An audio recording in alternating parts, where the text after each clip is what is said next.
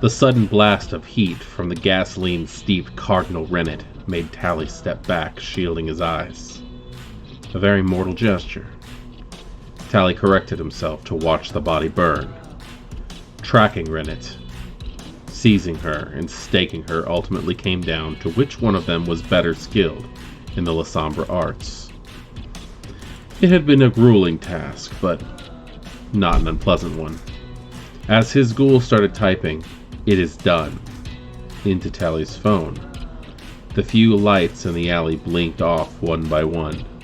The shadows drew in, plunging the entire area into blackness. Tally cast about, looking for a source of the sorcery. His eyes pierced the unnatural gloom, but found nothing. A sound made him turn towards the fire. The Cardinal's body was gone. Nothing left but flames dying down. A stump of a stake was resting in the ash. "Maybe we'll meet again sooner than planned, my dear." Tally dusted ash from his jacket as his accomplice at the other end of the alley spoke up. "By order of the Friends of the Night, you're next to go, Sir Tally." Shadows throughout the alley rapidly converged on the Templar, snaking along the walls and across the ground, while his assailant maintained their distance. Tally watched as the tendrils approached, and considered for a second before nodding respectfully at his murderous child, and vaulted into the dark. Obtenebration, necromancy, shadowboxing, abyssal mastery. There's a ridiculous amount of names for this discipline, this mortis, this, I don't know, whatever the hell you want to call it, really. Few kindred outside Clan Lasombra and the Hecata know the discipline of Oblivion. As far as the Camarilla is concerned, this is a good thing. While the Lasombra favor the discipline's raw power and more necromantically inclined Hecata explore its ritual uses. With this power, vampires wield the very stuff of shadows and unlife as weapons. Some call the power's source the Abyss, while other practitioners refer to it as the Labyrinth. The one certainty is Oblivion channels the darkest arts, from where the dead go to die. The masters of Oblivion call upon it to wreathe themselves in night, enslave specters, and throttle victims with their own shadows. Each time they use it, wielders run the risk of losing their soul and humanity to something darker than death and twice as hungry. I can't say that I don't like how poetic and beautiful that sounds, how dark and mysterious Oblivion might be. I do actually like it very much. I don't understand fully why they decided to take necromancy and obtenebration and mix them together into one discipline. I understand on a story standpoint that they're trying to make it so that there's less disciplines, but they're not the same. Oblivion and Cults of the Blood Gods for the Hecata and Oblivion for the Lasombra and Chicago by Night are two completely different disciplines. There are similarities. By all means, there are definitely similarities. But it's almost the similarities between a discipline like Offuscate and Dominate. They're obviously connected. They both have to do with mental manipulation. But they don't run the same. Now, if they said that the Lasombra were more likely to practice this form of Oblivion and the Hecata are more likely to practice the other one, or even if they said that the Hecate have access to Lasombra Oblivion, but they don't get the ceremonies due to the fact that mastering Oblivion in a specific way gives you access to those ceremonies, that could make sense. I might even go as far to say that any Hecata could learn Cloak of Shadows, Oblivion Sight, Shadowcast, and so on. I would say they could learn those things, but they do lose access to the rituals on that one. So maybe this is just the ramblings of a storyteller, but if a player came up to me with a Hecata and said that I would rather learn Cloak of Shadows instead of Ashes to Ashes or Binding Fetter, I'd let them. I would go ahead and say that the disciplines themselves are interchangeable, but you would lose access to the ceremonies unless you took the specific Hecata versions of this, because they're supposed to be the same discipline. Now, Oblivion itself is a discipline that just doesn't fit in Vampire the Masquerade if you go by the Cain mythos anyway, because when you look at the Book of Nod, it talks about all the disciplines that Cain learns, and every discipline is covered except for blood sorcery and Oblivion. Now, blood sorcery can be explained away because Cain is said to have learned sorcery of the blood and things like that as time went by, but the Oblivion discipline seems to be 100% the domain of either the Hecata or the Lasombra, and that would mean that those clans specifically created a discipline. They would be the only ones to actually create a discipline that isn't involved in amalgams or anything like that. And that's a bit of V5 lore. It doesn't actually fit anywhere else in the White Wolf. And that's a little bit of V5 lore. It doesn't actually fit anywhere in the canon itself of Vampire the Masquerade. So what are the characteristics of Oblivion? I guess that would be the next part. The powers of Oblivion allow for the control of forces or spirits of an extra-dimensional element, originating from a plane of death and nothingness. When manifest, this element projects into our reality as two-dimensional shadows on the surface of three-dimensional objects, either by themselves or as extensions of the wielder's own shadow, snaking along the ground, walls, objects, or people. This makes them impossible to attack with most physical means, as any blow will only hit the surface on which they're projected, rather than the entities themselves. Oblivion projections and spirits sustain damage from fire and sunlight, counting as a vampire with blood potency of 1 in this regards. They also take 1 level of aggravated damage per round from bright, direct lights, and may also be damaged superficially or aggravated from blessed weapons and artifacts depending on the strength of the blessing and any true faith of the wielder. Oblivion powers are ineffective in brightly lit areas. Daylight and rooms without shadows are particularly prohibited, preventing the discipline's successful function. Though ultraviolet light and infrared light places no restrictions on the discipline's use. Moderately lit rooms apply a 1 die penalty to the discipline roll involved. The use of this power takes a heavy toll on the psyche of the user, and many powers cause stains as the numbing emptiness of Oblivion seeps into the spirit of the wielder. Type: mental. Masquerade threat: medium-high. The abyssal shadows rarely show up on cameras, but are obviously unnatural if witnessed in person. Blood resonance: psychopaths, and the emotionally detached. Blood empty of resonance. Note: when making a rouse check of Oblivion power, a result of 1 or 10 results in a stain, in addition to any hunger gained. If the user's blood potency allows for a reroll on a rouse check, they can pick either of the 2 results. This version of Oblivion is very combative compared to the other necromantic side. The way that I've come to relate the 2 disciplines is that they are of natural talent and tutored science. The ability to decide whether or not what section of the Shadowlands you're going to deal with.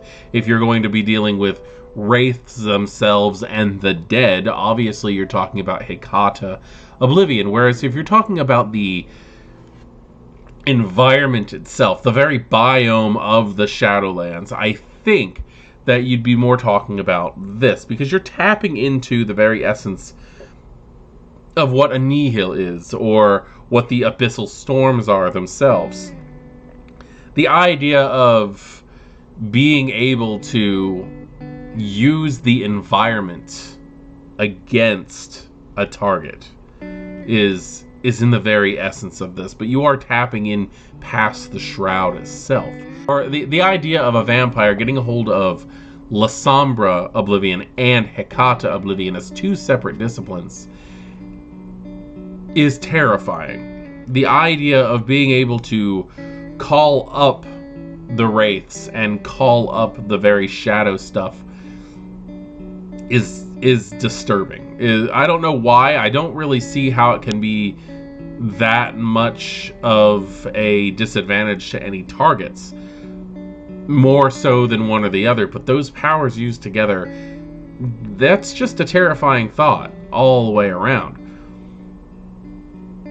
It seems to me like the bloodline of Kiasid would have access to regular obtenebration and the rituals or the ceremonies of the Hecata brand of Oblivion. And that's just a thought. Level 1, Shadow Cloak.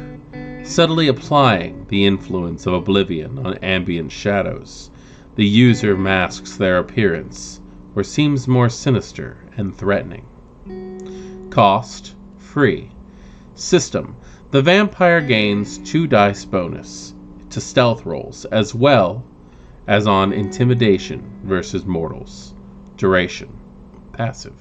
When I first started playing Vampire the Masquerade, the first level of obtenebration was Cloak of Shadows, and you can see Shadow Cloak being very similar to that, at least in name. But what Cloak of Shadows did was the same thing that the Cloak of Shadows first level of obtenebration did. It let you pull in the shadows around you to make you more easily hidden.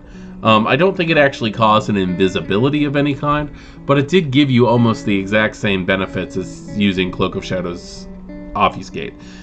In this one, you're looking at more of a blending in with your surroundings due to the darkness that surrounds you, and also being able to fill in the hollows of your face with darkness. Being able to make the shadows around you kind of like an animal when they puff themselves up to make them seem bigger. You're adding 2 traits to your intimidation as well as your stealth. It does say to mortals, though, which is a little disappointing. I don't think that I would listen to that. I think I would just say it adds 2 traits to your intimidation. But that's just me. Level 1, Oblivion Sight. The vampire closes their eyes. Upon opening them, the irises of their eyes are black against the whites of their sclera, and they can now see clearly within pitch black and can perceive ghosts who are not actively hiding their presence. Cost, free. System. On activation, the user's eyes become supernaturally attuned to darkness, allowing them to ignore all low light penalties, including those of supernatural origin.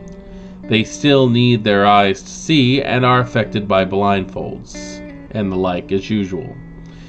If a ghost is presented and not attempting stealth or using a power to conceal their presence, the spirit becomes visible to the vampire using Oblivion Sight. In such cases, ghosts appear as they wish to appear, whether as humans bearing the wounds that caused their death, as spectral monstrosities, or as perfectly immaculate corpses.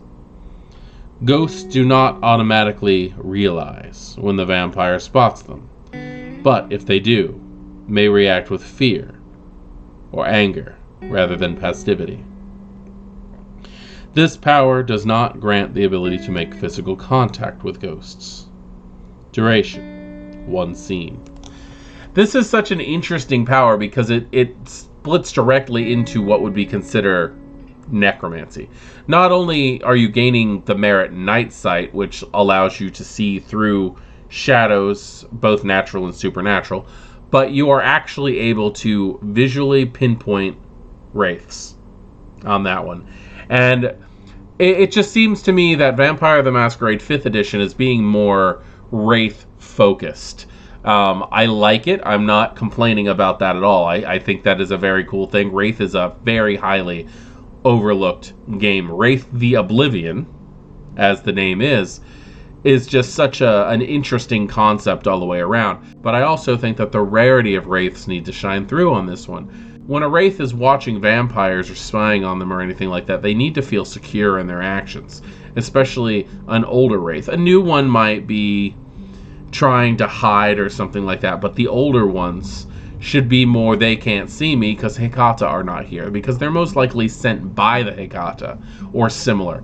And when a Lasombra sitting in the Elysium notices a wraith just watching people, and that wraith realizes that they've been spotted, I do believe that that is terrifying for them. That's got to be terrifying for them. For me, in my games, wraiths have always looked at vampires as the unseen boogeymen because they're stuck in between life and death. I've always said that even though wraiths see humans as the specters on the other side of the shroud, they don't see vampires. And again, this is not canon. This is my thought process on it, and the way that I've always done it is they are the things that are causing the wraith's living loved ones to drain life force, to lose time on this planet, because one of the things that wraiths have always been able to have is a life or death sight, being able to watch people and to be able to understand how long they have or how sick they are, how healthy they are, and to notice your loved one's life force just being drained out of them has got to be incredibly emotionally hard on them. And because wraiths are nothing but pure emotion, it's something that should hit them hard. Now, visually, I've always said that vampires are effectively invisible to wraiths through the shroud because they're knocking on death's door. I have always said that when a wraith sees a vampire, what they're actually seeing is red eyes that just float. And when they're feeding off of a mortal, they can see the circulatory system.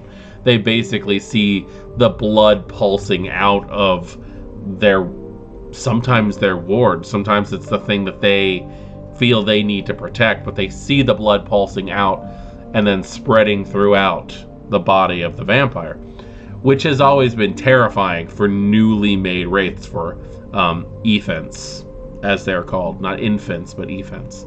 That a first time a wraith sees a vampire, it's got to be terrifying, because what the hell is that thing feeding off the living?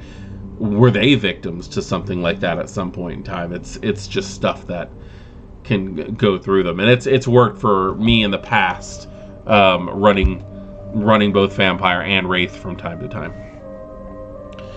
Level 2, Shadowcast. Oblivion is powerful, but can often be foiled by the simple lack of appropriate shadows from which to summon it. This power draws upon the darkness within the user to project a supernatural shadow from which manifests other powers. No matter the ambient lighting, this shadow usually mimics the movements and shapes of the user, but can sometimes grow distorted or even monstrous, resonating with the current temperament of its owner. Cost: 1 rouse check. System: activating this power conjures a supernatural shadow from the vampire's body. As long as the power is active, the user casts this shadow, which cannot be removed except by direct sunlight. Anyone witnessing the practitioner notices the shadow cast from no visible light source on a wits plus awareness roll difficulty of 3. The vampire can direct their shadow, elongating or distorting, but not detaching it at will, though it can sometimes act on its own accord at the storyteller's discretion. For the purpose of other powers, such as shadow perspective, the shadow can be lengthened up to twice the practitioner's Oblivion rating in yards or meters. For anyone standing within the shadow's reach, the willpower damage from social conflict increases by 1 after halving for supernatural harm. Standing in Oblivion's shadow is a terrifying prospect. Duration 1 scene. I can understand the usefulness of this, especially in social combat. The fact that Oblivion, I keep wanting to call it Uptenebration, but the fact that Oblivion is considered a mental discipline now, when in most other books it was a social discipline, because you had to use your social prowess to call up the shadows.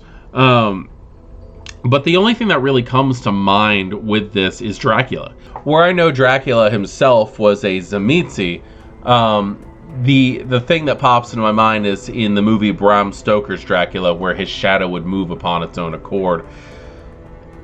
And of course, there's always the Simpsons Halloween Treehouse of Horror, where they did the Mr. Burns as Dracula thing, where his shadow is just moving along on its own. The idea of the shadow claiming a life of its own, or even the shadow itself being controlled by specters on the other side of the shroud, is something that's very interesting to me and can definitely be used in play. In my current chronicle, I have 2 player character Lasombras, so this kind of thing is most likely going to come up at some point. Level 2, Arms of Ahriman. Amalgam, Potence 2. The vampire summons abyssal appendages from unlit spots in the area, within line of sight. Local shadows distort as murky tentacles snake out from them and converge on one or more of helpless victims. Whether by gliding up the body of the victim or engaging in a mystic grapple with the victim's own shadow, the arms are able to hold them in place or smother them. Cost: 1 rouse check. Dice pool: Wits plus Oblivion. System: the user takes 1 turn and pays the cost, summoning the shadow appendages. Using these, the vampire can perform bludgeoning and grappling attacks against distant targets every subsequent turn. Additional arms can be created by splitting the dice pool, enabling the user to engage multiple opponents. The arms use the vampire's wits plus Oblivion to attack and deal superficial damage or grappling, adding half of the user's potence rating round up as a damage bonus. The vampire can do nothing else except control the arms while this power is active. They can also be used to perform simple actions, such as opening doors and pulling levers, but nothing as advanced as typing or controlling vehicles. The arms have a length in yards or meters equal to twice the Oblivion dots of the user. Note that the arms, being shadows, move across the surface, not air, and any distance must take this into account. The arms have 3 health levels, and use their owner's wits plus Oblivion to avoid or endure attacks. As 2-dimensional shadows, they can only be harmed by bright lights, such as from the powerful torch or daylight. The wits plus Oblivion roll allows the tendrils to attempt to snake into the dark corners of the room or overpower the light for a turn, taking a health level of damage, but continuing the assault.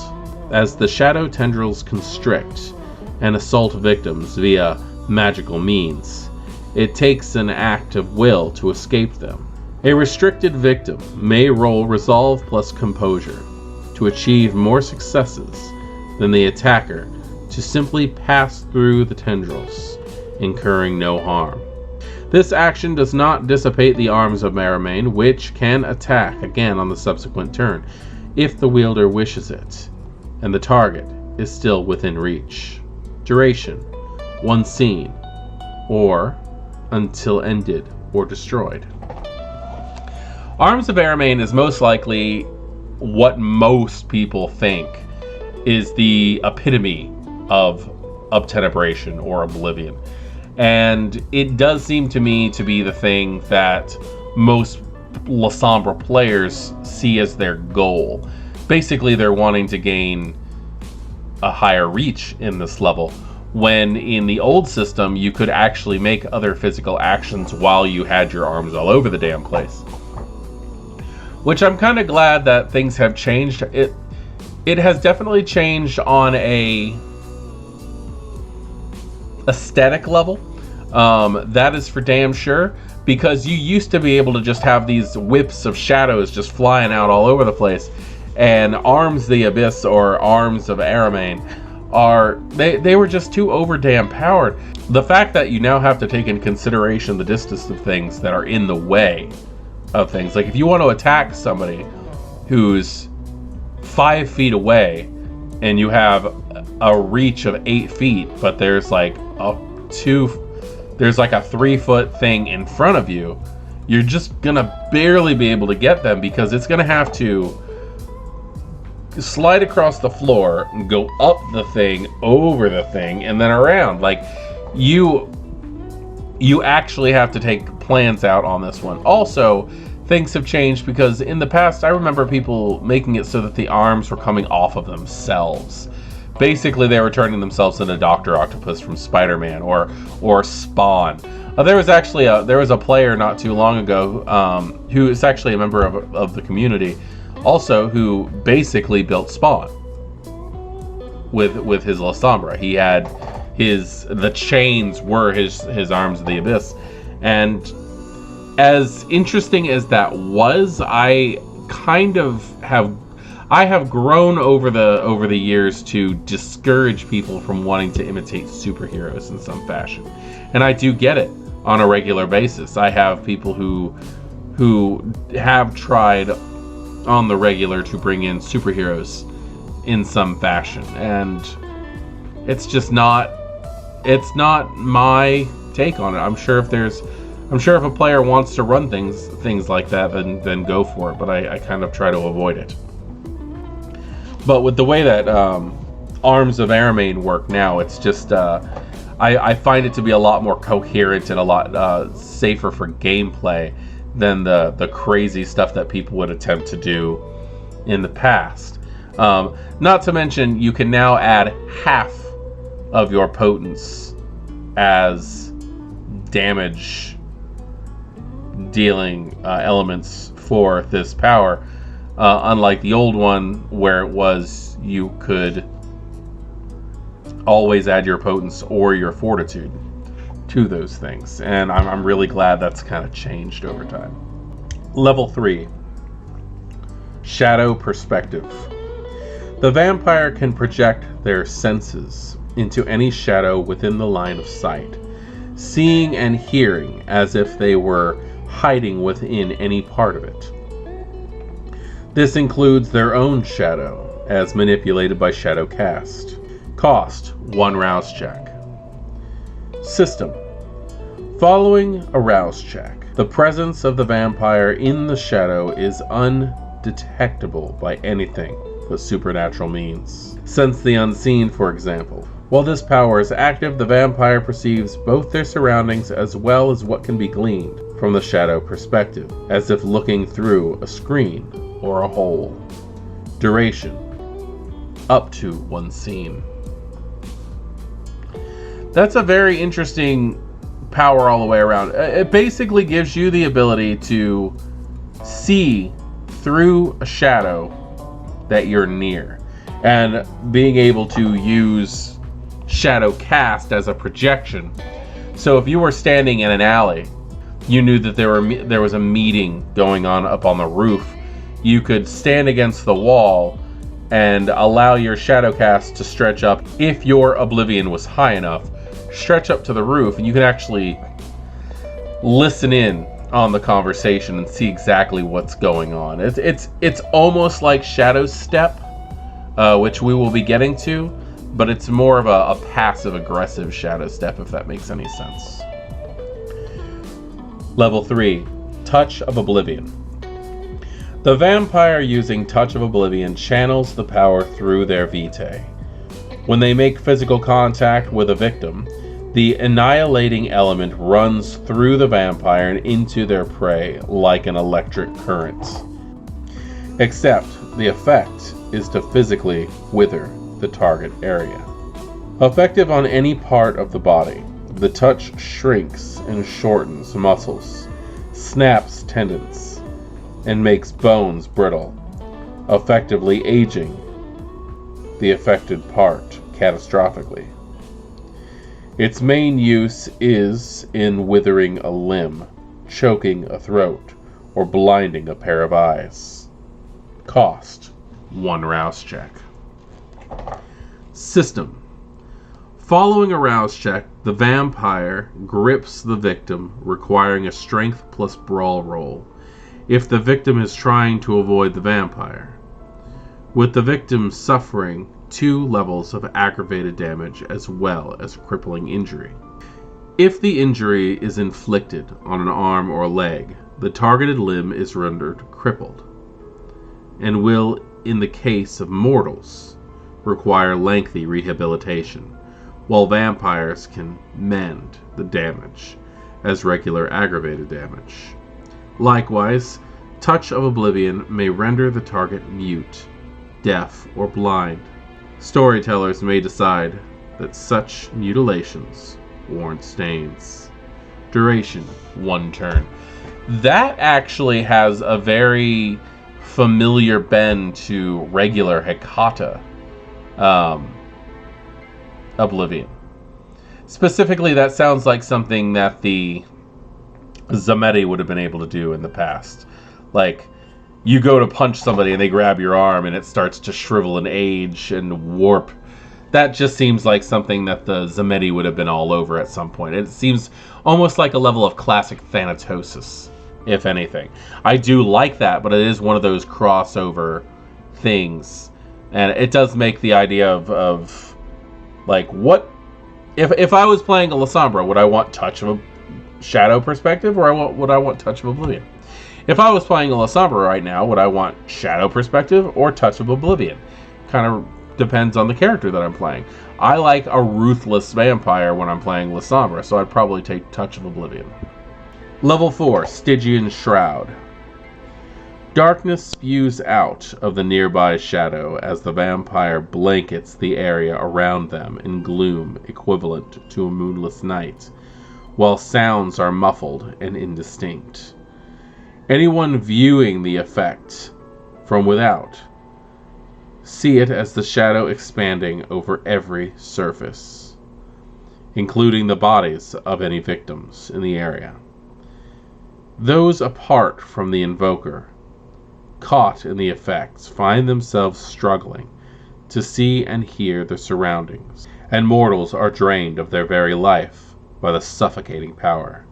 Cost: 1 rouse check.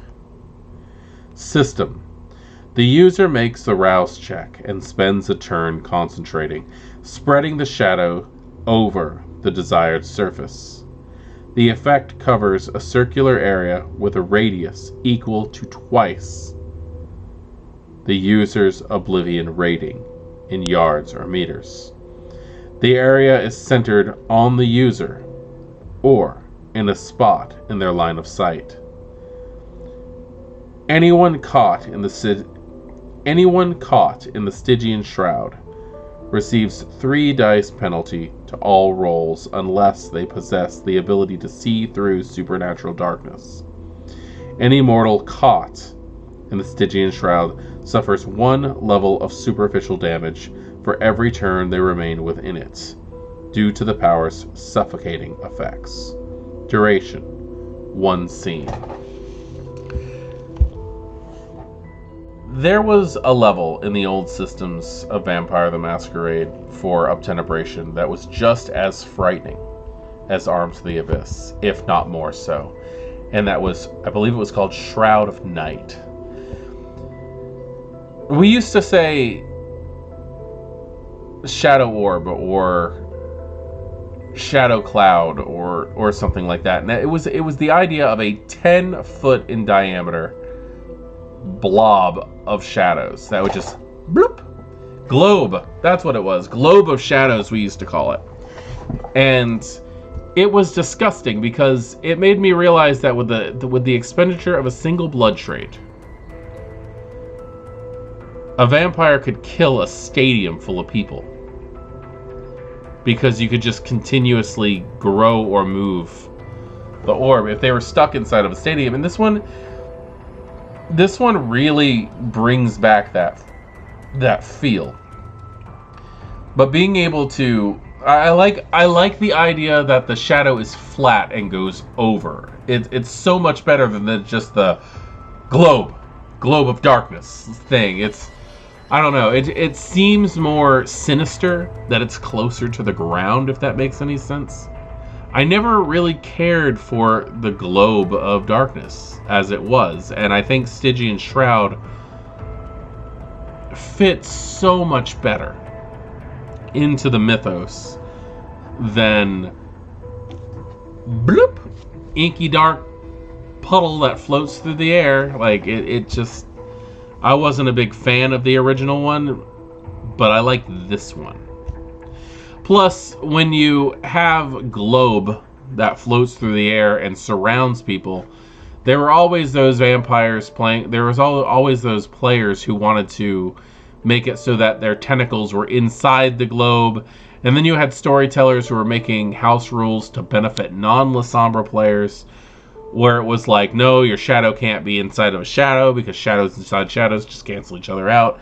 And it became a headache to deal with after a little while. But I do like the way this is done, because it gives you the same downfall for being a vampire stuck inside of the globe of darkness, and it still suffocates the human, but it's the idea of everything goes dark for the people that are involved, but the vampire themselves is still technically outside of the shadow because it's more of a thin sheet of shadow that covers everything, if that makes any sense.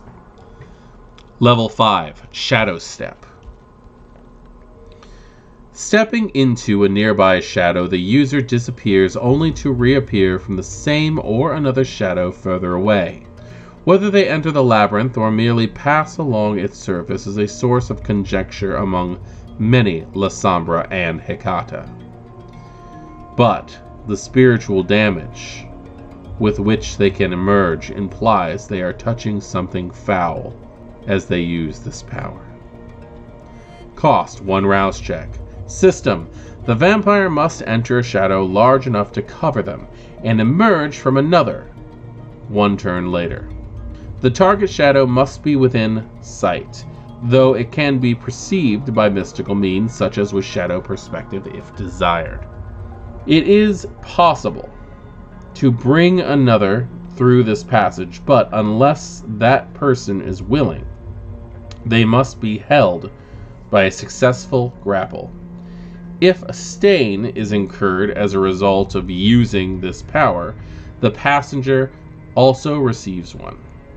Duration: 1 turn.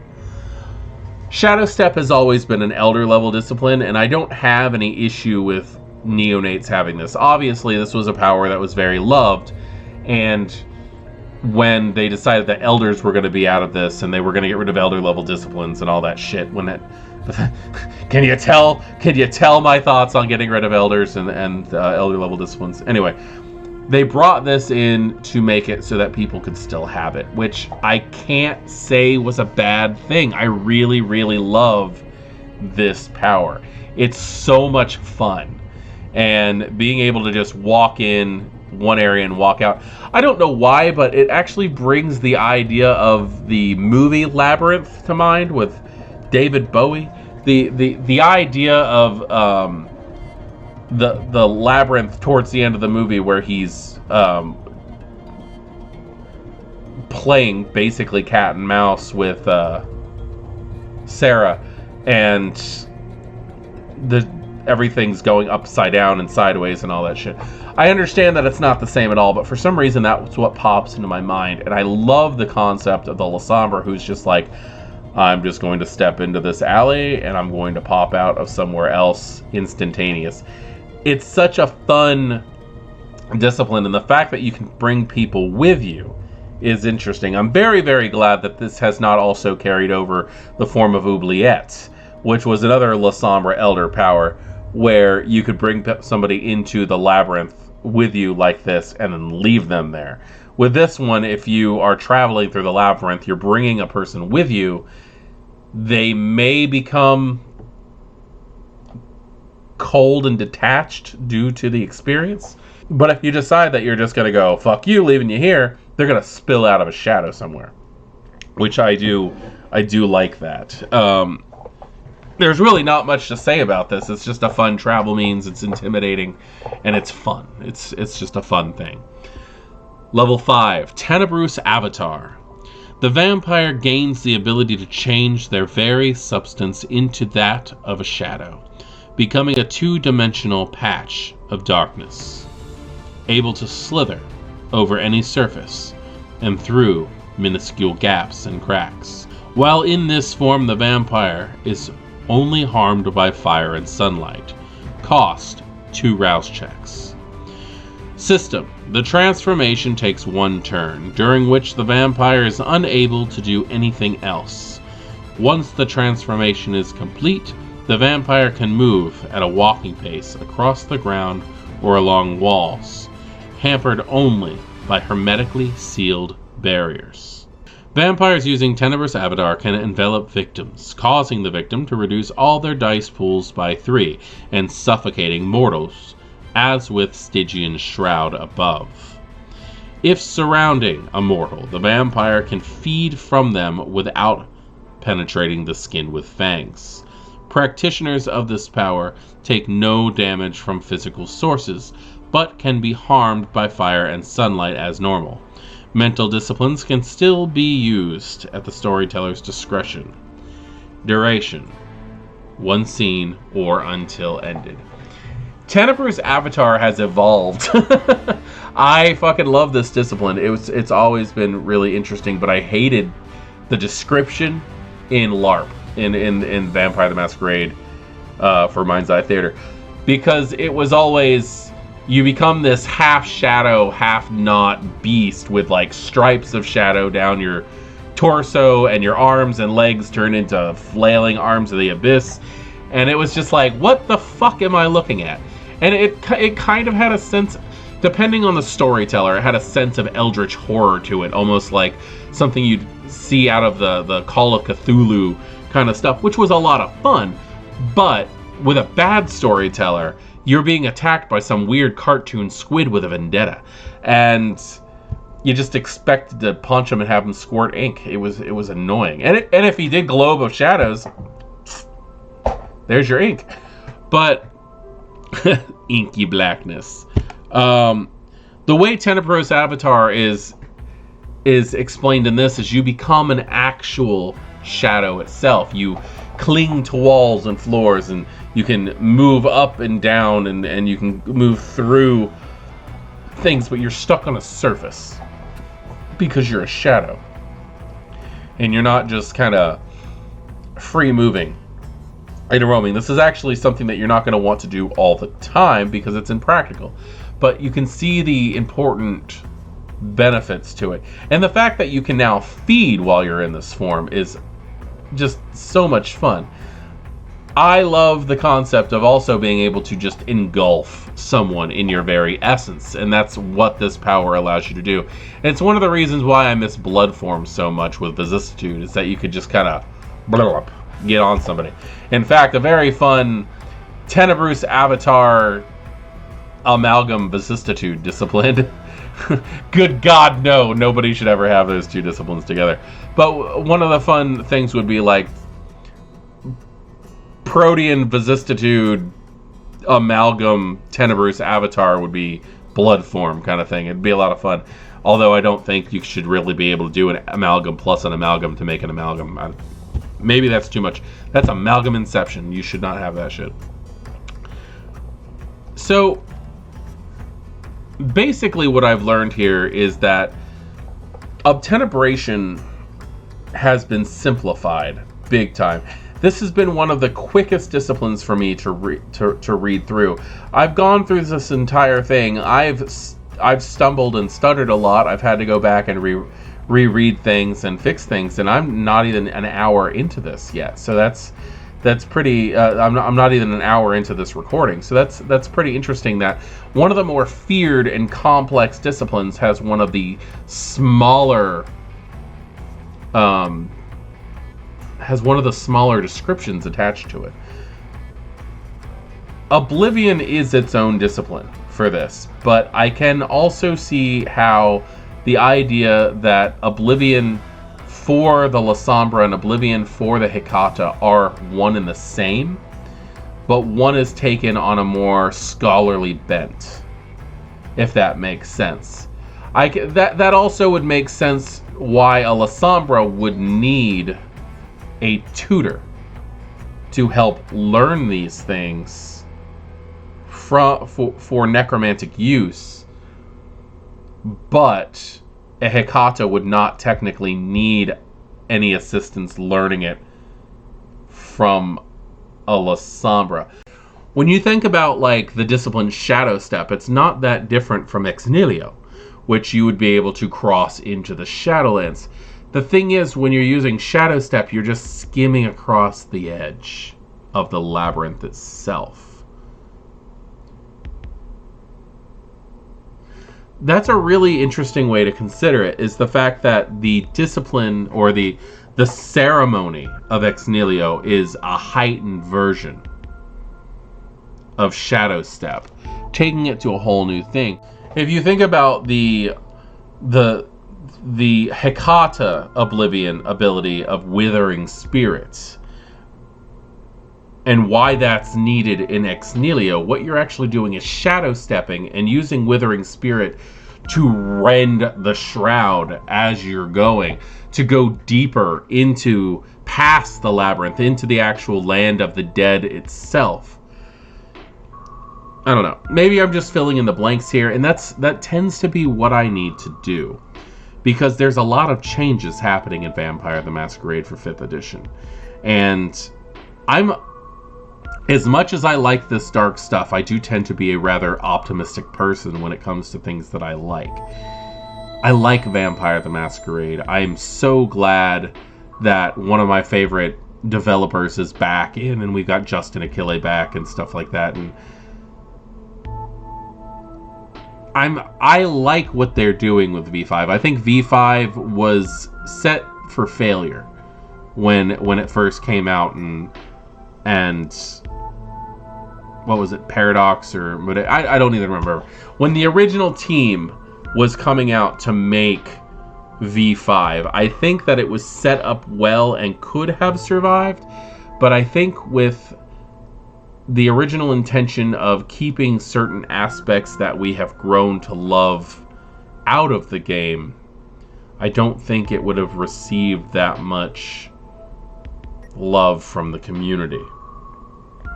Whereas now we've got this new team, which is made up of older members of the older team, and now they're bringing back things that were originally denied to us. We're getting certain clans back that they took away. The Ravno, the Salubri, the Tzimisce, and the Companion.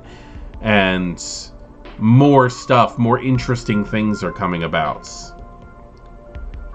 In my opinion, if you're going to let somebody play a Hecata, they should have access to regular Lasombra Oblivion, because I do see this as the raw discipline itself. But Cappadocius, in my opinion, was always a very philosophical and twisted, don't get me wrong on that one. Anybody who really practices Oblivion is going to be twisted in some fashion. But I do believe that Cappadocius probably had access to the same Oblivion as Lasombra. And through years of trial and error, found ways of honing those skills. You can even see that in things like the Binding Fetter, where you can see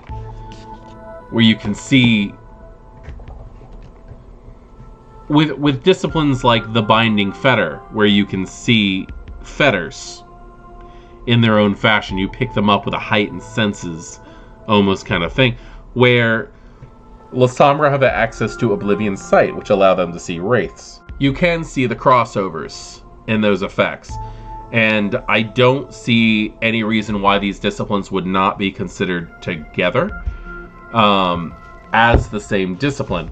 Another thing that comes to mind when I think about that actually is, again, and I know I get shit for this every time I mention it, but the first edition novel trilogy, Mask of the Red Death. The Mask of the Red Death trilogy, in it, there is a female Giovanni who, while she's a Giovanni, and she's actually child to an important member of Clan Giovanni, she is set to be an assassin. And because she's an assassin, she has not taken the time to learn necromancy as per the rest of the clan. She's not knowing the ceremonies or rituals or anything like that. She has obtenebration. And I think that even back then, there was a callback to these things might be the same. And that, again, can only be speculation on my part because I don't work for World of Darkness. I never have worked for World of Darkness. I'm just an enthusiastic fan who likes to draw lines from one thing to another. But as it is, the World of Darkness, at this point in time, the World of Darkness that we have to work with at the moment, is saying that Oblivion for the Hecata and Oblivion for the Lasombra are the same discipline. That necromancy or mortis or whatever you want to call it is the same thing as that shadow stuff, abyssal power, that raw energy that frightened so many of us when we first started playing. It's the same thing. And I kind of can't say that I don't like it. But again, I'm going to go for things that I like. I'm going to focus on things that I like over things that I don't like.